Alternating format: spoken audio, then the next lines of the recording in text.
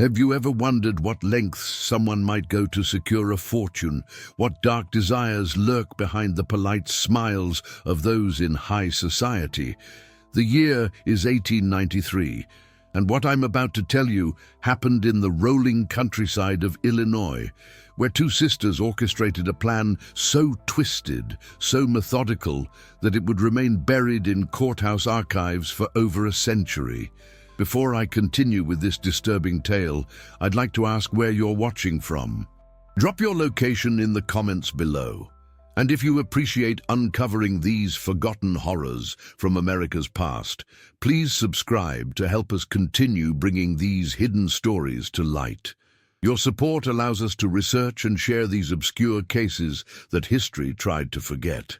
In the autumn of 1893, the small town of Oakwood Grove, Illinois, was preparing for what locals called the social event of the decade. The prestigious Blackwood family had announced a double wedding for their identical twin daughters, Eleanor and Victoria Blackwood. Both 23 years old, with porcelain skin and copper-colored hair, the Blackwood twins were the epitome of Gilded Age beauty and refinement. The sisters were to marry on the same day. Eleanor to Charles Holloway, heir to a railroad fortune from Chicago, and Victoria to James Prescott, a respected banker whose family owned considerable land in the neighboring county. The Blackwood estate itself was substantial, with over 500 acres of prime farmland, a stately manor house, and investments in several successful business ventures across the state. What made the occasion particularly notable was the rarity of identical twins marrying on the same day. The local newspaper, the Oakwood Chronicle, dedicated its front page to the announcement, calling it a fairy tale double wedding that will surely be remembered for generations to come. If only they knew how prophetic those words would be. The Blackwood Manor stood 3 miles from town, a grand Victorian structure with 4 imposing chimneys and a wraparound porch that offered views of the estate's manicured gardens and the dense woods beyond. The sisters had grown up in relative isolation, educated by private tutors and seldom venturing into town without their parents. When their father, Judge Theodore Blackwood, died unexpectedly in 1891, followed by their mother just 6 months later, the twins became the sole heirs to the substantial Blackwood fortune. Caroline Winters, the housekeeper who had served the family for over 20 years, later provided testimony that would prove crucial to understanding what transpired. "I should have seen it coming, the way they would switch places even as grown women just to confuse the staff. They thought it was a game, but there was something unnatural about how they could become each other, not just the way they looked, but how they could mimic each other's mannerisms, voices, even handwriting. It wasn't right, and they were always whispering together, going silent whenever anyone entered the room. After their parents died, it got worse. They would lock themselves in the library for hours. I heard them arguing sometimes, but they always presented a united front to others. What no one in Oakwood Grove knew was that the Blackwood inheritance came with unusual conditions. Judge Blackwood, concerned about his daughter's peculiar codependent relationship and fearing they might never marry if left to their own devices, had stipulated in his will that the bulk of the estate would go to whichever daughter married first. The other would receive a modest stipend that would allow her to live comfortably, but without the wealth and status the family had enjoyed for generations. Sheriff Robert Miller, who would later lead the investigation, discovered this critical detail when examining the family's legal papers. The judge loved both his daughters equally, but he was a practical man. He believed that splitting the estate would diminish the family's standing. His will was clear. The first daughter to marry would inherit the manor house, the majority of the land, and the family's business interests. The second would receive a cottage on the edge of the property and an annual allowance. He thought this would motivate them to find suitable husbands quickly, to establish their independence from each other. Instead, it set in motion something terrible. The double wedding was scheduled for October 21st, 1893. The guest list included over 300 of the most prominent families from Illinois and neighboring states. No expense was spared. Exotic flowers were imported from South America, champagne from France, and a 12-piece orchestra was hired from Chicago. In the weeks leading up to the ceremony, both grooms moved into guest houses on the Blackwood estate, as was customary for pre-wedding preparations among the upper class at that time. It was during this period that the first inexplicable incidents began to occur. Charles Holloway, Eleanor's fiancé, complained to his valet about disorientation and memory lapses. He would find himself in rooms with no recollection of entering them, or discover personal items moved or missing. When questioned, Eleanor always had a reasonable explanation, and Charles, deeply in love and perhaps somewhat naive, accepted her accounts without much suspicion. James Prescott, Victoria's fiancé, experienced similar disturbances, but was more troubled by them. In a letter to his brother in Boston, recovered years later during the investigation, he wrote, "Something strange is happening at Blackwood Manor. Twice now, I've awakened in the middle of the night with the distinct feeling that someone was in my room, watching me sleep. Yesterday, I could have sworn Victoria did not recognize the gift I gave her just last week, a gold locket with our initials engraved inside. She wore it. But when I mentioned it, there was a moment of confusion in her eyes before she composed herself. And sometimes, when we're together, she seems different. Her laugh, her mannerisms. I know it sounds absurd, but it's as if I'm with a different woman entirely. I've considered postponing the wedding, but the arrangements are all made, and I fear I may be succumbing to pre-wedding nerves. Still, I cannot shake this unease." James never sent this letter. It was found in his desk drawer after the events that followed. As the wedding day approached, the strange occurrences intensified. Servants reported seeing both sisters in places they couldn't possibly have been, given reliable accounts of their whereabouts at the time. The twins' maid, Abigail Porter, confided to the cook that she had seen Victoria entering the manor's east wing when she should have been having tea with her fiancé in the garden pavilion. When Abigail mentioned this to Victoria later, the young woman laughed and said the maid must have been mistaken. "The sisters look identical, of course," Abigail told investigators later, "but I had been with them since they were 16. I could always tell them apart by the small birthmark Eleanor had behind her right ear, which Victoria didn't have. But that day, when I saw who I thought was Victoria, I glimpsed the birthmark. It made no sense. And when I checked the garden, Miss Victoria was indeed there with Mr. Prescott. I began to doubt my own eyes." 2 days before the wedding, Dr. William Thornton was summoned to attend to Charles Holloway, who had fallen violently ill after dinner. The doctor diagnosed food poisoning and prescribed bed rest. Charles recovered enough to attend the rehearsal dinner the following evening, but appeared pale and somewhat disoriented. Victoria's fiancé, James, expressed concern for his future brother-in-law's health, but the sisters insisted that the wedding proceed as planned. The wedding day dawned crisp and clear. The grounds of Blackwood Manor had been transformed into a fairy tale setting, with white roses and ivy adorning every available surface. Guests arrived throughout the morning, their carriages forming a procession along the estate's long driveway. The ceremony was to be held at noon in the manor's private chapel, followed by an elaborate reception on the lawn. The last person to see the sisters before they donned their wedding gowns was their lady's maid, Abigail. Her testimony would later send shockwaves through the community. They were different that morning. Usually they bickered like sisters do, especially on important days. But they were eerily calm, finishing each other's sentences, moving around each other like they were performing a dance they'd rehearsed 1,000 times. Miss Eleanor's hands were trembling as I helped her with her corset, and when I mentioned it, Miss Victoria shot her a look I couldn't interpret. Then Miss Victoria said something I didn't understand at the time. She said, "After today, everything will be as it should be. We'll have what we deserve." Miss Eleanor just nodded and said, "Both of us." Then they asked me to leave so they could have a private moment together before the ceremony. The wedding proceeded with all the pomp and circumstance befitting the Blackwood name. The brides, identical in custom-made gowns of ivory silk and Brussels lace, walked down the aisle one after the other, first Eleanor, then Victoria. They exchanged vows with their respective grooms, and by 1 o'clock the double ceremony was complete. The celebration that followed was lavish, with dancing, speeches, and enough food and drink to feed the entire town of Oakwood Grove twice over. As the evening wore on, guests began to depart, and the newlyweds prepared to retire for their first night as married couples.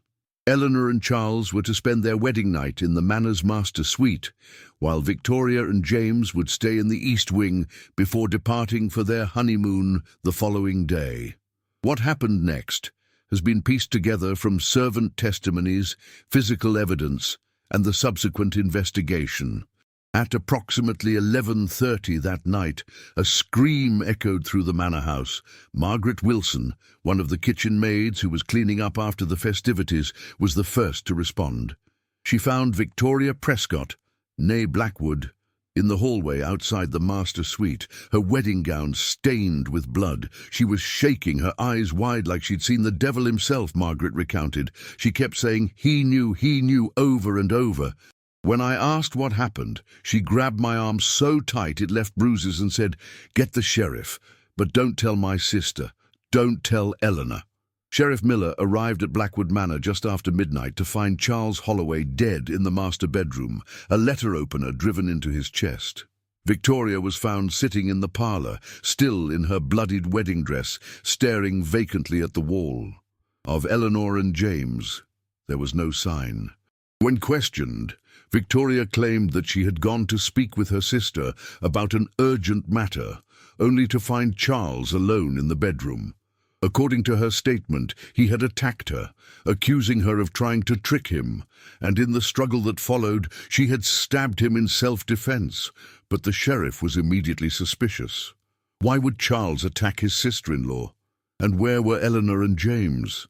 The answer began to emerge the next morning, when a groundskeeper discovered James Prescott's body in the estate's well house. He had been struck on the head with a blunt object and showed signs of having been drugged before his death. There was still no sign of Eleanor.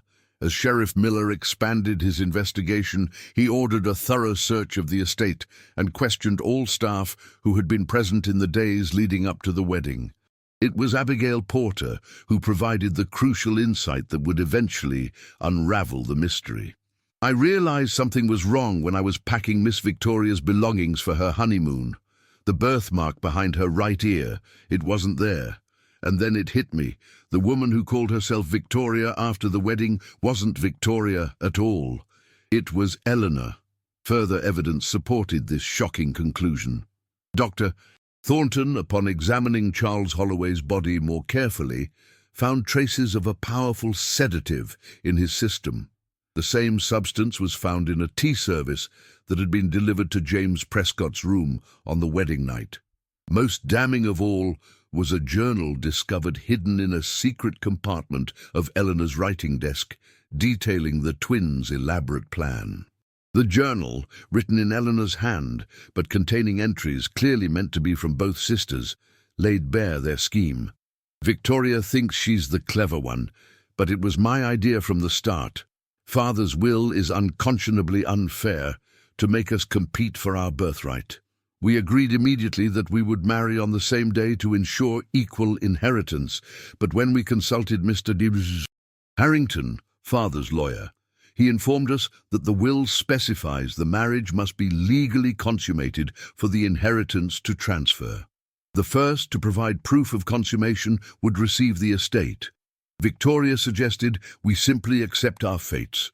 She would take the main inheritance since she and James planned to start a family right away, while Charles and I were planning to travel for a year before settling down. But why should I wait? This estate is as much mine as hers. The solution is elegant in its simplicity. We will switch places after the ceremony. I will become Victoria, married to James and his considerable fortune. The real Victoria will become me, married to Charles. Once the estate passes to Victoria, we will eliminate our husbands and claim their assets as grieving widows. Then once the investigations conclude, I will die in a tragic accident, leaving everything to my twin sister. Victoria will then have the Blackwood estate, the Holloway fortune, and the Prescott assets. It's perfect. No one can tell us apart when we don't want them to. We've been practicing for months. I can now mimic Victoria's laugh, her walk, even the way she signs her name. She's mastered my mannerisms as well. The only flaw is my birthmark, but Victoria has become skilled with makeup, a small dab behind her ear, and she becomes me, a bit of concealer behind mine, and I become her. The timing must be perfect. We'll make the switch during the reception, when the chaos of 300 guests will make our brief absence unremarkable. The journal continued, detailing every aspect of their plan, but something had clearly gone wrong in its execution. Based on the evidence and subsequent confessions, Sheriff Miller reconstructed the events of that night. After the reception, the twins had indeed switched identities as planned. Eleanor, now posing as Victoria, went to the East Wing with James Prescott. Victoria, posing as Eleanor, accompanied Charles Holloway to the master suite. Eleanor had drugged James's nightcap, and once he was unconscious, struck him with a fireplace poker and transported his body to the well house with the help of a groundskeeper who'd been paid handsomely for his silence. Meanwhile, Victoria had second thoughts about the plan. Whether from genuine affection for Charles, moral qualms, or fear of discovery, she confessed everything to her new husband. Charles, horrified, threatened to expose the scheme immediately. In the confrontation that followed, Victoria stabbed him with a letter opener from the bedside table. Eleanor, returning from disposing of James's body, discovered what had happened. The sisters argued violently, with Eleanor feeling betrayed by Victoria's change of heart. In the heat of their confrontation, Eleanor strangled her twin, the sister she had grown up with, plotted with, and ultimately killed for. She then arranged Victoria's body to look like Eleanor's, disfiguring her face to make identification more difficult, and hid it in a steamer trunk. Assuming Victoria's identity permanently, she then called for help, claiming that Charles had attacked her. Eleanor's performance as the traumatized Victoria might have succeeded but for the missing birthmark that Abigail noticed. When confronted with this evidence and the discovered journal, Victoria finally confessed that she was, in fact, Eleanor Blackwood. The steamer trunk containing Victoria's body was found in the attic, prepared to be shipped to Eleanor at a fictional address abroad, effectively disposing of the last impediment to Eleanor's complete assumption of her sister's identity and fortune. Eleanor Blackwood was tried and convicted for the murders of James Prescott, Victoria Blackwood, and as an accomplice in the death of Charles Holloway. She was sentenced to hang, but the night before her execution, she escaped from the Oakwood County Jail with the help of the same groundskeeper who had assisted her on the night of the murders. Despite an extensive manhunt that extended across multiple states, Eleanor Blackwood was never found. There were reported sightings over the years, a woman matching her description in New Orleans in 1900, another in Seattle in 1907, and most credibly, a wealthy widow who established herself in Boston society in 1910, claiming to be from a prominent Illinois family. But none of these leads ever produced concrete results. The Blackwood estate fell into disrepair and was eventually sold at auction to cover legal costs and compensate the Holloway and Prescott families. The manor house burned down under suspicious circumstances in 1922, but the foundations and parts of the stone walls remain visible on the property to this day.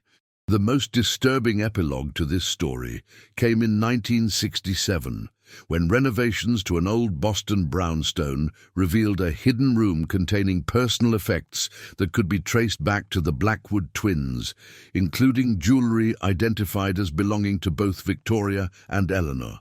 and most chillingly, a collection of diaries spanning from 1894 to 1942. The diaries were written in two distinct hands, alternating entries as if the writer was having conversations with herself. The final entry, dated June 12, 1942, reads simply, "Victoria says it's time for us to go. We've lived long enough in this world of the living, but she promises we'll be together in the next life too. Always together. Always as one." Historians and psychological experts who have studied the case suggest that Eleanor Blackwood may have developed a dissociative disorder after killing her twin, manifesting Victoria's personality as a way to cope with her guilt. Others propose a more supernatural explanation, that Victoria's spirit somehow attached itself to her sister, haunting her throughout her long life in hiding. But perhaps the most unsettling theory comes from genealogical research conducted in 2008, which revealed that the Boston widow, who lived under the name Margaret Caldwell, had a daughter who gave birth to twin girls in 1928. Those twins had daughters who were also twins, and remarkably, that pattern of twin births has continued in the female line for 5 generations. In 2015, a family named Richardson purchased land near the original Blackwood property to build a vacation home. During excavation, workers uncovered a small tin box containing a daguerreotype of the Blackwood twins and a handwritten note that had somehow survived the decades. The note, authenticated by experts as being in Eleanor Blackwood's handwriting, contained just 7 words. "We are always watching. We are never gone." The Richardson family abandoned their building plans shortly after this discovery, citing personal reasons for their decision.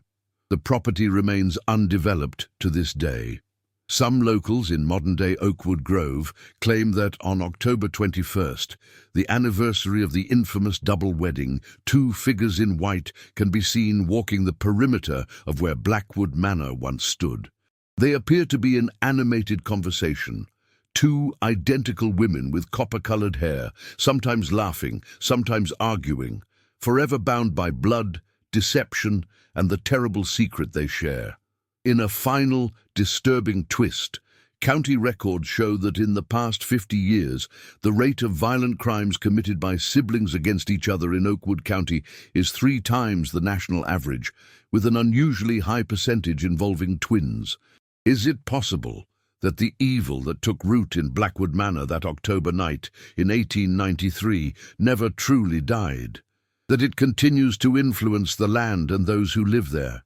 That the spirits of Eleanor and Victoria Blackwood still walk among us, sowing discord between siblings and whispering terrible suggestions to those who might be receptive to them?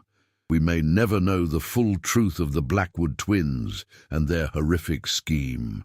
But one thing is certain: their story serves as a grim reminder of how greed, jealousy, and the perversion of sibling bonds can lead to unimaginable darkness.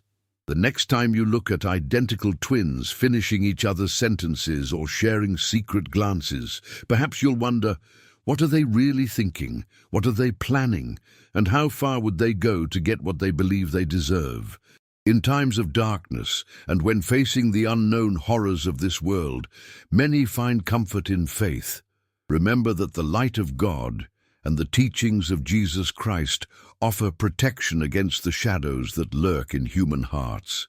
For as it says in Psalm 91, verse 5 and 6, "You will not fear the terror of night, nor the arrow that flies by day, nor the pestilence that stalks in the darkness, nor the plague that destroys at midday."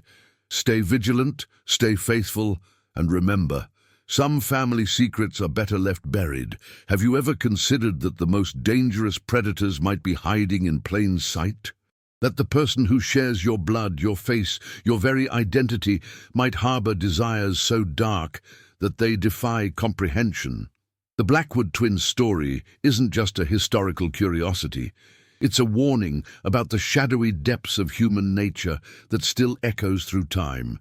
If you haven't left a comment telling us where you're watching from, please do so now. Your engagement helps our algorithms spread these forgotten horrors to others who appreciate the darker chapters of American history. And if you haven't subscribed yet, we need your support to continue unearthing these obscure cases that mainstream historians have conveniently forgotten. While the immediate aftermath of the Blackwood murders sent shockwaves through Illinois society in 1893, the case's true implications would only become apparent decades later, as researchers and descendants of those involved began to piece together a much larger, more disturbing picture. Dr. Margaret Winters, a forensic psychologist who studied the case extensively in the 1970s, noted peculiarities that hadn't been fully addressed in the original investigation. The level of coordination between the twins suggests something beyond a simple inheritance scheme. The journal entries, particularly the later ones found in Boston, indicate an almost supernatural connection. Eleanor wrote about hearing Victoria's voice, even when alone. More disturbing was her claim that she could feel Victoria moving her hands when she wrote certain entries. This goes beyond dissociative identity disorder. In my professional opinion, whatever bond the Blackwood twins shared in life somehow persisted after Victoria's death. The discovery of the hidden room in the Boston brownstone in 1967 yielded more than just the diaries mentioned earlier. Police reports, sealed until 2005, reveal that investigators also found a collection of personal effects belonging to both Holloway and Prescott families, items that should have remained with their respective relatives after the murders. These included James Prescott's pocket watch, Charles Holloway's university ring, and most disturbing of all, locks of hair from both men, preserved in small glass vials labeled with their names and the date of the wedding. Perhaps most chilling was a leather-bound ledger containing names of prominent Boston families, with particular attention to those with histories of twin births. Next to many names were dates, amounts, and cryptic symbols that experts have never fully decoded. The ledger suggested that Margaret Caldwell, Eleanor's assumed identity, had been tracking and possibly interacting with twin children throughout the Boston area for decades. Reverend Thomas Sullivan, who served as chaplain at the Massachusetts State Hospital for the Insane from 1938 to 1952, recorded an encounter with an elderly woman he believed to be Eleanor Blackwood. She was admitted under the name Margaret Caldwell, suffering from what the doctors called dual personality dementia. I was called to her room after she had a violent episode, attacking a nurse while claiming the woman had tried to separate us. When I arrived, she was perfectly calm, sitting on her bed and speaking alternately in two slightly different voices.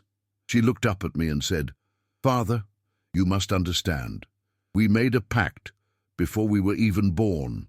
Our souls have always been intertwined. What God has joined together, let no man put asunder." Then her expression changed subtly, and in a higher, softer voice, she continued, "We found a way, you see, a way to stay together forever. It wasn't supposed to involve killing, but the men would have separated us eventually. They always try to separate twins. They fear what they don't understand." I asked her directly if she was Eleanor Blackwood, and she laughed, a chilling sound that seemed to come from two throats simultaneously. She said, "Eleanor and Victoria, Victoria and Eleanor. We are both and we are neither, but we need new vessels soon. These bones are growing too old." Mrs. Caldwell died 3 weeks later in her sleep. The hospital records note that the attending nurse heard her carrying on a lively conversation with someone immediately before her death, though she was alone in the room. The nurse reported that it sounded like two identical voices talking at once. After her death, authorities attempted to locate any living relatives of Margaret Caldwell. They discovered she had a daughter, Catherine, who had married into the Lawrence family of Cambridge. Catherine had given birth to identical twin girls in 1928. Those daughters, Elizabeth and Rebecca Lawrence, had both married and each given birth to twin girls themselves by 1955. The pattern of female identical twins continued in both branches of the family tree. When investigators attempted to interview the Lawrence twins in 1967, they discovered that Elizabeth had died under mysterious circumstances just 3 months earlier. Her sister Rebecca claimed it was a swimming accident, though the body was never recovered. Rebecca declined to be interviewed, saying only, "My sister and I made a promise to our grandmother. Some family matters are private." Rebecca Lawrence died in 1973 of apparent suicide, leaving behind a letter addressed to her twin daughters. The letter, which became evidence in a subsequent investigation, contained disturbing passages. "My darlings, it's time for me to join Elizabeth and grandmother. The burden of carrying both of us has become too great. But don't mourn, I'm not really leaving. Just as grandmother showed us, there are ways to keep the bond unbroken even after death. The legacy of the Blackwood sisters belongs to you now.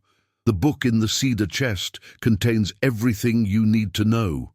Remember what grandmother taught us. Twins are never truly separate beings. We are two halves of a single soul, temporarily housed in different flesh. The ritual ensures we stay together across lifetimes. Find vessels when the time comes. The ones with the weakest bonds will be easiest to separate and replace. The Lawrence line must continue, but names can change, bodies can change. The essence remains. The book referenced in the letter was never found, despite an exhaustive search of Rebecca Lawrence's home. Her twin daughters, then 18, were questioned but claimed no knowledge of any book or ritual. They both left Massachusetts shortly after their mother's death and largely disappeared from public records. In 1984, historian Daniel Roberts began researching the Blackwood case for a book on notorious crimes of the Gilded Age. His investigation took an unexpected turn when he discovered court records from 1872, 21 years before the infamous double wedding, detailing a dispute over another Illinois estate. This one involved the Carrington family, whose identical twin daughters had married brothers from the neighboring Aldrich family. Both Carrington twins died under suspicious circumstances within months of their weddings, leaving their husbands to inherit substantial properties. Most striking was that Theodore Blackwood, father of Eleanor and Victoria, had been the judge presiding over the resulting inheritance case. In his ruling, he wrote specifically about the unnatural bond between the twin sisters that seemingly transcended death itself, and noted that several witnesses attested to seeing both sisters together after one was confirmed deceased. Roberts also uncovered an 1874 medical journal containing an account by Dr. Henry Walton, who had treated the Blackwood twins when they were just 6 years old. The Blackwood twins present a most unusual case of sympathetic response. When one child is subjected to any stimulus, heat, cold, pressure, or pain, the other exhibits identical physiological reactions despite being in a separate room with no means of communication. Most troubling was the incident last Tuesday, when young Eleanor fell unconscious for no apparent cause. Upon examination, I discovered bruising around her throat as though she had been strangled, yet no one had touched her. Her sister Victoria, in another wing of the house at the time, reported having a nightmare that someone was choking her. Judge Blackwood has forbidden me from publishing my full findings or continuing my examinations of the children. He seems more disturbed by their condition than scientifically curious. I heard him discussing with Mrs.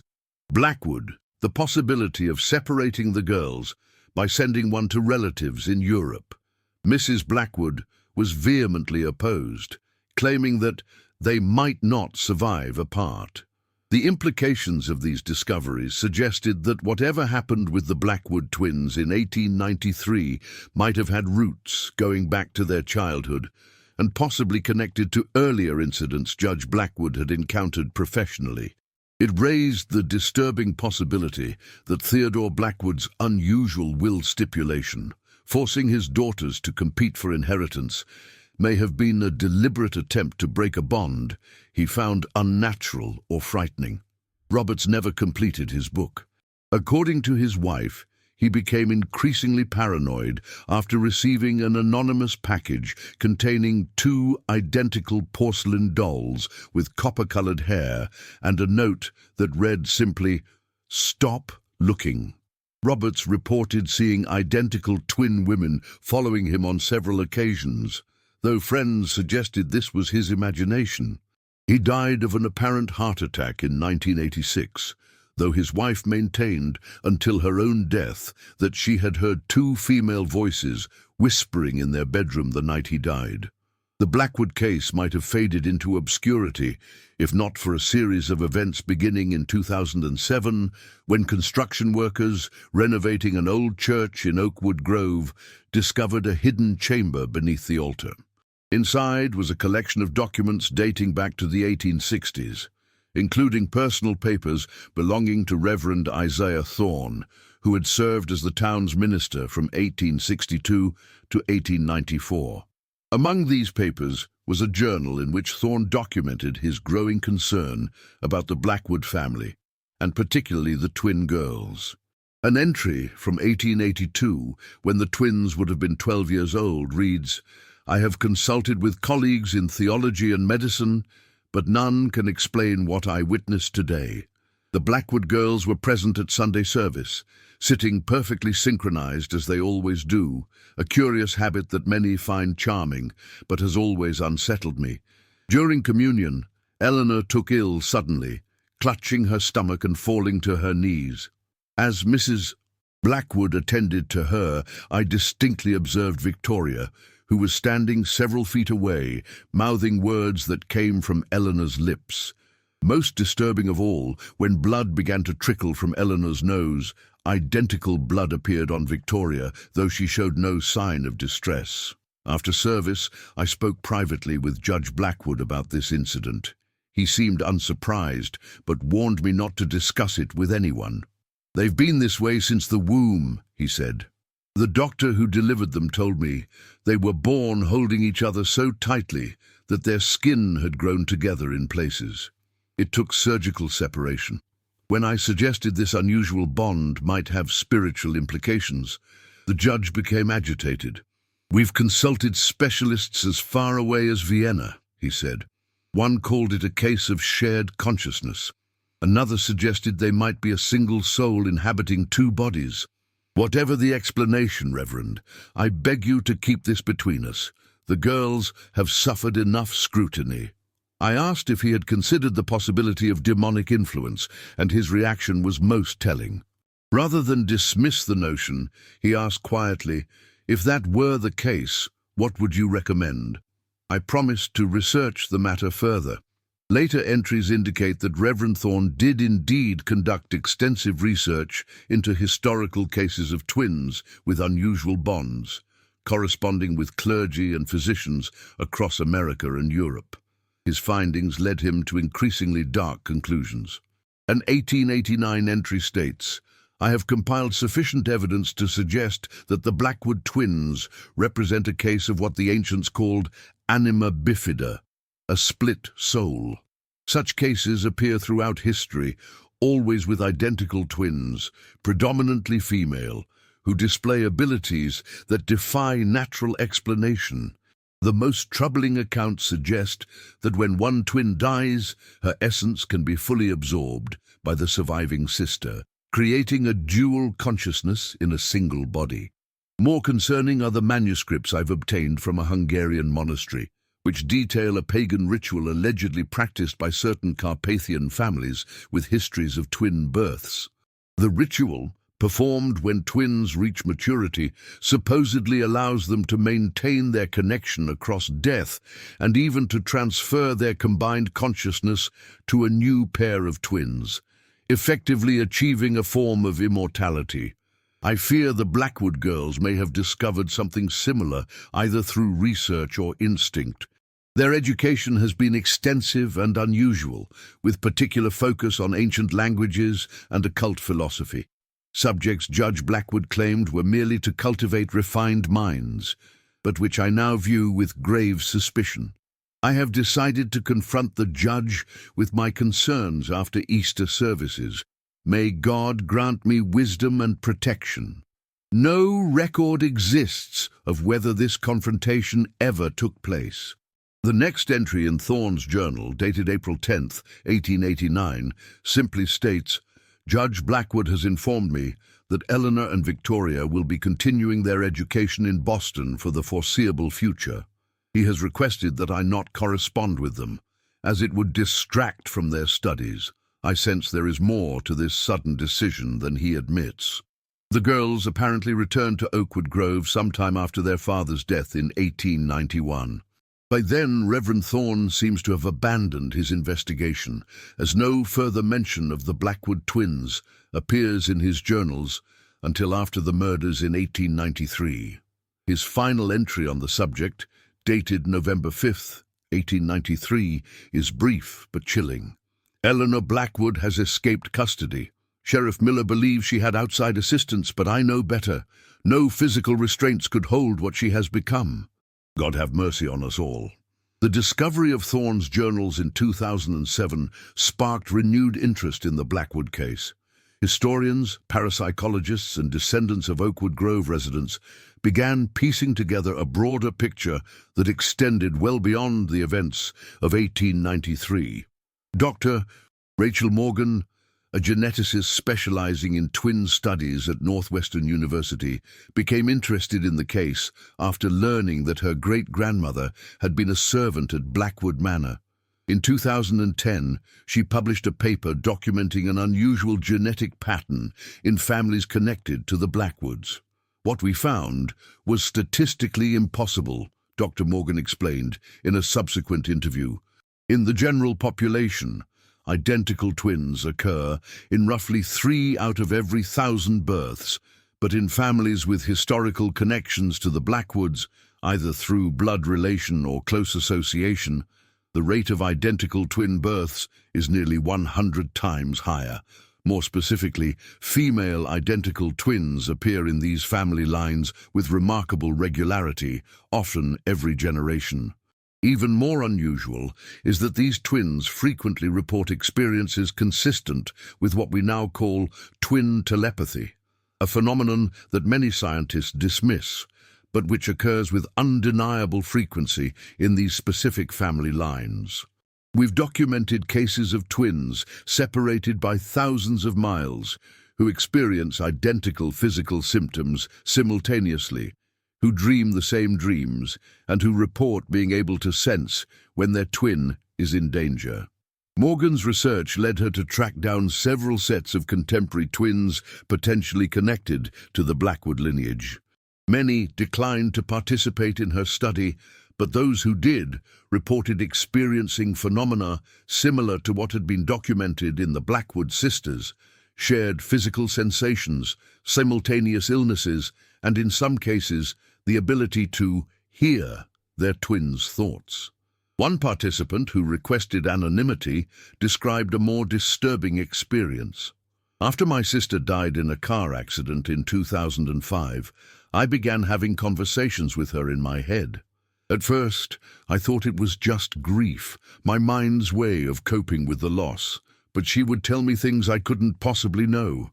Where she had hidden Christmas presents before her death, the content of private conversations she'd had with her husband, even the unlock code for a new phone her husband bought months after she died. Then I started losing time. I'd find myself in places with no memory of how I got there. My husband said my voice and mannerisms would change. Sometimes I'd speak about myself in the third person. My sister and I weren't even descendants of the Blackwoods, as far as I know. But after Dr. Morgan ran our genealogy, she found that our maternal great-great-grandmother had been a maid in the household where Eleanor Blackwood, calling herself Margaret Caldwell, lived in Boston. The connection seems tenuous, but what if whatever happened with the Blackwood twins isn't just genetic? What if it's something that can be transmitted? Like a virus or a curse, This woman withdrew from the study shortly after this interview. Dr. Morgan reported being unable to contact her again, though public records indicate she is still alive and living in Wisconsin with her sister's former husband, whom she married in 2008. In 2015, the same year, the Richardson family discovered the tin box during excavation near the original Blackwood property. A librarian at the University of Chicago found a collection of letters in the archived papers of Dr. William Thornton, the physician who had treated Charles Holloway on the night before the wedding. These letters, exchanged with a colleague at Harvard Medical School, expressed Thornton's growing concern about the Blackwood twins in the months before the infamous double wedding. In one letter dated September 8, 1893, Thornton wrote, "I observed something during my examination of Miss Eleanor last month that continues to trouble me. When I checked her reflexes, her sister Victoria, who was across the room, exhibited the identical response simultaneously. When I commented on this curiosity, Judge Blackwood's widow quickly ushered Victoria from the room. Later, while taking Eleanor's pulse, I noticed a small scar at her wrist that precisely matched one I had previously observed on Victoria. Same length, shape, and orientation. When I inquired about it, Eleanor said simply, 'We've always shared everything.' Most disturbing was what occurred as I was leaving. Victoria approached me in the hallway and said, 'Doctor Thornton, when you examined Eleanor's heart, did you notice anything unusual?' I had indeed detected a slight murmur, but had mentioned this only to Eleanor, privately, after Victoria had left the room. When I asked how she knew about this, Victoria smiled and placed her hand over her own heart, saying, 'I felt your stethoscope as if it were on my own chest.'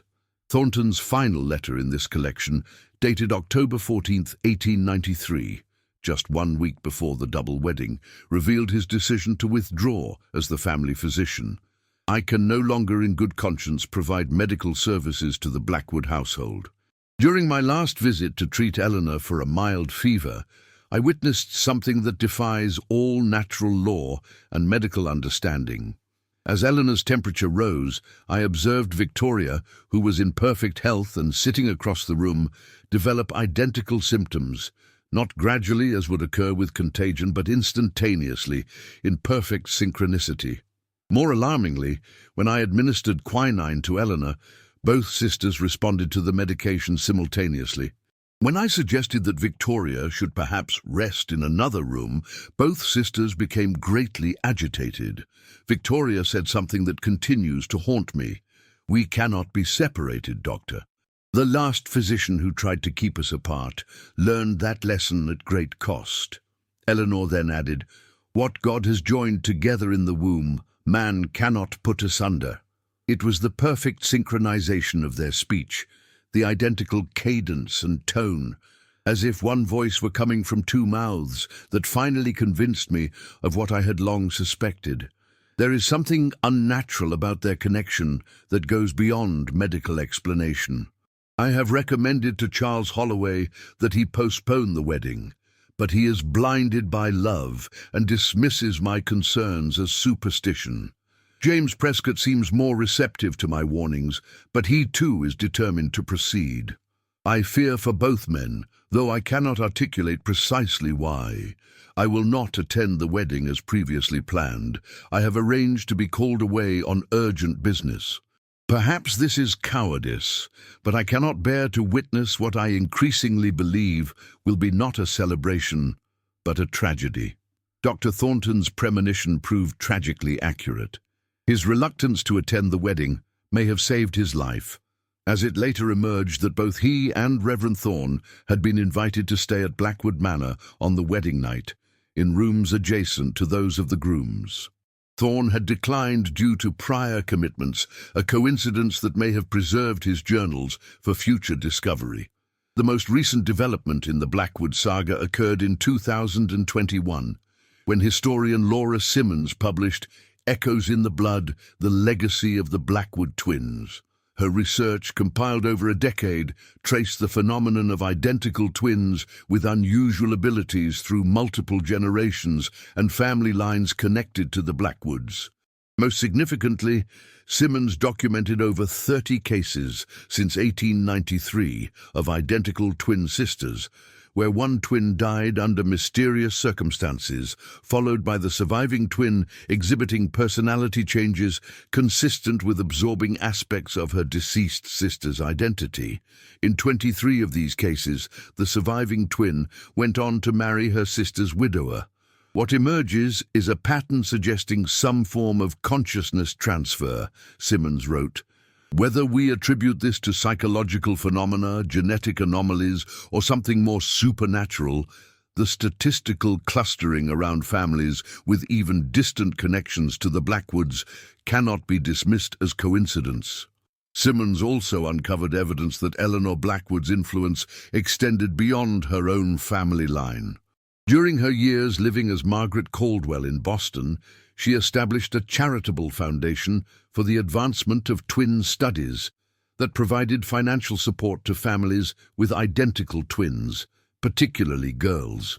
The foundation funded specialized education, medical care, and in some cases arranged marriages. Records indicate that at least 17 sets of twins sponsored by the foundation later exhibited behaviors similar to the Blackwood sisters. The foundation was dissolved after Margaret Caldwell's death, but Simmons discovered that several similar organizations have appeared and disappeared over the decades since, all with the same focus on identifying and supporting families with identical twins. The most recent iteration, the Gemini Heritage Foundation, was established in 2015 and maintains offices in Boston, Chicago, and remarkably, Oakwood Grove, Illinois, now a small city, but built on the land where Blackwood Manor once stood. The Gemini Heritage Foundation describes its mission as preserving the unique bond between identical twins through education, community, and ancestral connection. Its literature makes no direct reference to the Blackwoods, but its logo, two overlapping circles with a small figure 8 at their intersection, bears a striking resemblance to a symbol found carved into the bedposts at Blackwood Manor, as documented in Sheriff Miller's original investigation.